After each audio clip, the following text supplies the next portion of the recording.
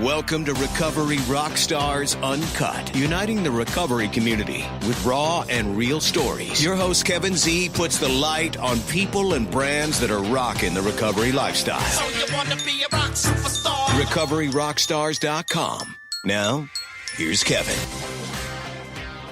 Welcome to Recovery Rockstars Uncut. I'm your host, Kevin Z, and I'm super excited for today. I am speaking with former party girl who is now in recovery and a mental health advocate, Rachel. Rachel, what's up? Hi, I'm good. How are you? I'm doing well. I want to say thank you once again for being on the show. Absolutely. My pleasure. So where are you calling from? Where do you live? I am currently in North Carolina. We live on base in Goldsboro, so it's a little bit about an hour from Raleigh. Nice. And your husband, he's in the Air Force?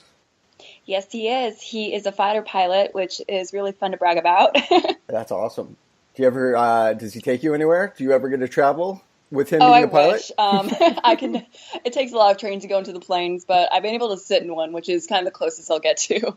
Nice. Well, again, thank you for calling, and let's get into it. So let's start here, Rachel. How long have you been sober now? I've been sober for about 8 months now. I have had a slip up, I have to admit, but I don't count it as a relapse just because it was, I don't know, I'm not sure how to explain it per se, but I have been serious about my recovery for about 8 months, and I actually started my recovery journey in January of 2016. So the whole sobriety thing has been on my mind for a couple of years, but it wasn't until October that I actually seriously got into staying clean and, reaching out to people in a support network. Nice. And how old were you when you started drinking? I was about, I want to say 15 or 16. I actually, in high school, I was a really serious volleyball player. I never went out. I wasn't allowed to go anywhere pretty much. And so when I was able to get my hands on alcohol, I kind of knew I was going to be a trouble drinker from the very beginning. The very first time I drank, I chugged like 5 Cosmopolitans that my friend's mom made me, and I was just sick the whole night. But I didn't know any better. I didn't know that there was a way to drink without getting absolutely wasted. So from the very beginning, I could definitely say there were some red flags in terms of how my drinking journey would go. Wait, real quick. Did you say 5 Cosmopolitans that your friend's mom made you? Yeah, I was at a New Year's Eve party, and it was just us, high school kids at the party, and she wanted me to try Cosmo, and I said, okay. So I chugged it, and then I wanted another one, and it was awful. So it was trouble, but then you realized, there's something I like about drinking. Tell me more. How did the drinking progress and evolve? Well, yeah, I definitely, besides the whole, throwing up part and not being able to stand up straight, I loved the buzz it gave me. I loved how all of a sudden my edit button was not there anymore, and I have anxiety, as you know, so there are a million thoughts going through my head all the time, so that kind of blurred away as well. So it was just able for me to kind of be in the moment and not really care about what people thought about me, which is something that I had only known. So when I went to college in Los Angeles, and I was away from home, and that's when it really started to go to the whole party girl thing, just because I absolutely loved how now that I was drinking, I was being invited to things. I felt cool. I felt like I was going to parties and being popular and all that. So it was almost like a social currency in order for me to kind of gain street cred, if you will. Well, I like that, street cred. One thing that you had just said was, you had struggled with anxiety. How long have you struggled with anxiety? Honestly, since I can remember, I do remember in high school thinking, everyone said I worried too much, and I thought that was just kind of my character trait. I was a straight A student. I was a big perfectionist. So I thought that kind of had something to do with that. And it wasn't until college and after I graduated, actually at my first job, where I started having physical symptoms like I couldn't breathe properly. My heart would just be beating out of my chest at really random times, and I would just start this whole downward spiral of thoughts that just escalated.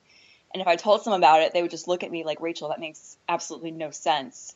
Um, and it doesn't. The anxiety kind of makes you make mountains out of molehills. And it wasn't until then that I really realized, okay, I'm not crazy. It's a disorder that is making my brain think irrational thoughts. So you said in college your anxiety started to kick up a notch. Did you continue to drink to try to escape from that anxiety? Or do you feel like the drinking actually increased the anxiety?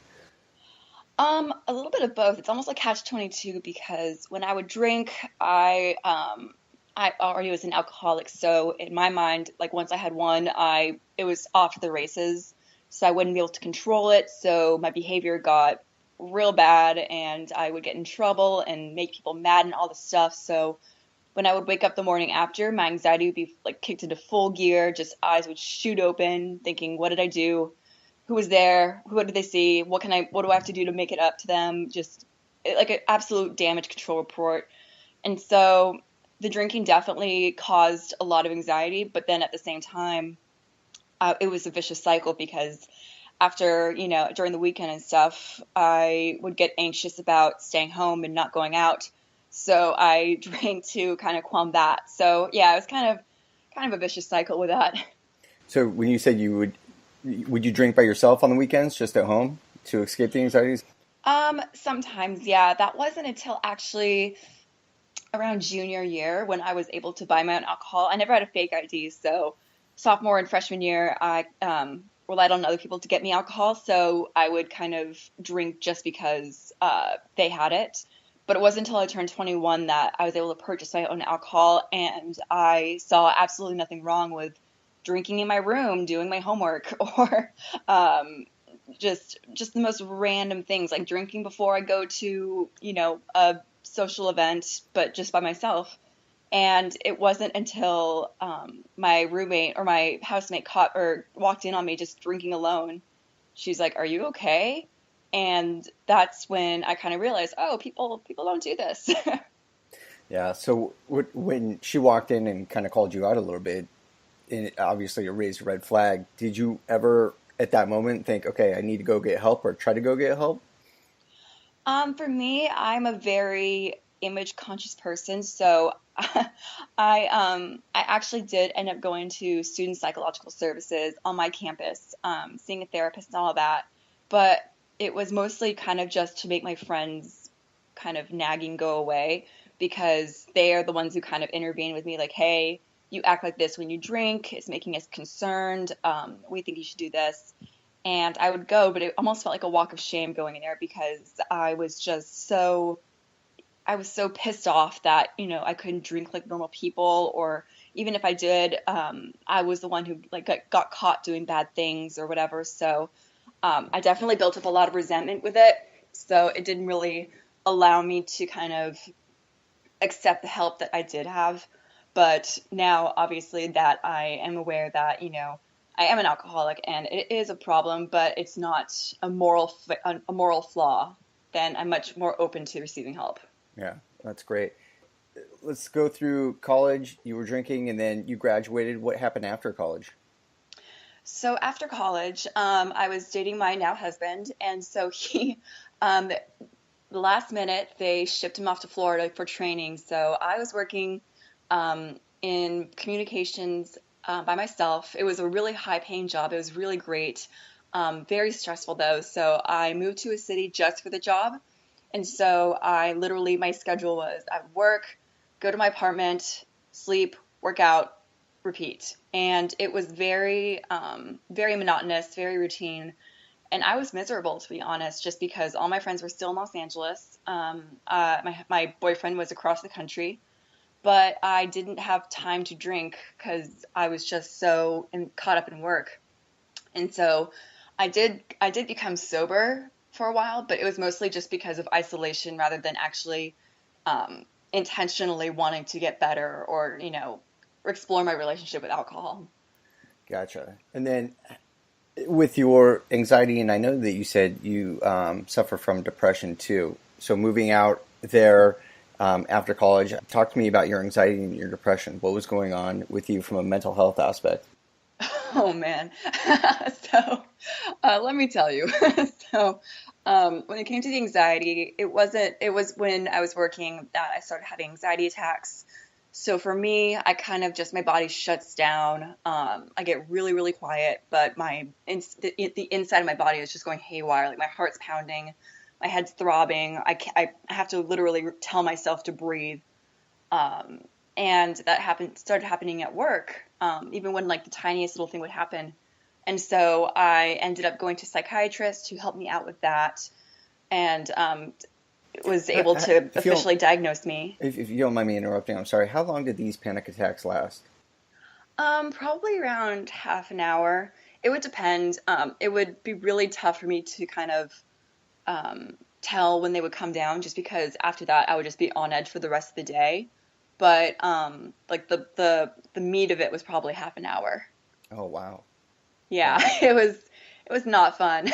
And then Can you function? I mean, you said you were in communications business, but did you have to interact with employees and with customers, or were you kind of in isolation and can handle these panic attacks alone? it was mostly through emails and phone calls, which is great. So the Okay. most I really had to interact with were my other coworkers, and they this happened actually when I was fairly new, so I was still kind of hesitant about the sharing that, hey, I'm having an anxiety attack right now. So thankfully, or I'm not sure if thankfully, but I'm able to really play it off really well. So when it comes to obviously emails or phone calls, you can kind of mask any symptoms you're going through. But when I noticed that it was just getting in the way of my productivity and just my overall workflow, that's when I decided to go see a psychiatrist and just kind of figure out what was going on with me. How were they able to help? What was the advice that they gave? Because, you know, one thing is I suffer from anxiety too, and you're absolutely right. I've had a couple of panic attacks actually in meetings before where my body just shuts down. I start getting the shakes, my heart's racing, I can't think, I start sweating. It's torture. It is absolutely Yeah. torture. And I've been trying to exercise and meditate and breathe and calm myself down. But what was the advice that was given to you? For me, well, it was funny because by that point I was already doing the whole fitness thing. I was exercising, eating well, drinking enough water, all that. So physically, my body was A1, but mentally it was not. So when it came to that, one of the best things my psychiatrist said is to write down my thoughts, write down the thought process, because that's when you get to see on paper how ridiculous they sound. So, because for me, I'm the kind of person that will think, well, if this happens, then this happens, then this happens, then this happens. And so to be able to actually write that down, even if it's just scribbling it on a post-it, it's able to show your brain like, okay, look, this is completely irrational. You you don't have to worry about this. So that was the best advice she gave me from a Hmm, practical standpoint. that's great. Thank you for sharing that. Hmm. How often are you still having anxiety attacks? I mean, how often do they occur? I'm trying to think. Well, it happened last night, so that was fun. It was a social event, and it was just I literally just excused. Thankfully, it was on base, and we live on base, so I was able to just walk back to my house. And I just said I had to, change my clothes from the rain, and I was able to regroup and all that, which is great. But I would probably have them. I want to say once every few weeks, which isn't awful, but Yeah. thankfully I'm much more aware of when they're coming, like when they're about to happen. So I'm able to kind of prepare for them or let the person know that I'm with, because I'm very open about mental health, obviously. So all my friends know about my anxiety and depression. So I'm able to say like, hey, just so you know, I'm freaking out a little bit. I'll be right back. So thankfully now I'm able to kind of handle it with a lot more tact. For somebody who has a friend who might suffer from anxiety, when you have these attacks, do you prefer to be alone, or would you rather have somebody there to kind of talk you through it? It depends. I'm definitely the kind of person who's very stubborn. Like even when I was little and if I fell down and someone tried to help me up, I, bat them away, say I'm fine. So I'm really good now at letting people know my boundaries. So I probably usually most of the time I tell people, okay, I'll be gone for like 5 minutes. Just let me be. Just leave me alone. And then I'll use that time and then I'll text either my husband or one of my friends, like, okay, can you come get me? Yeah. And I'll be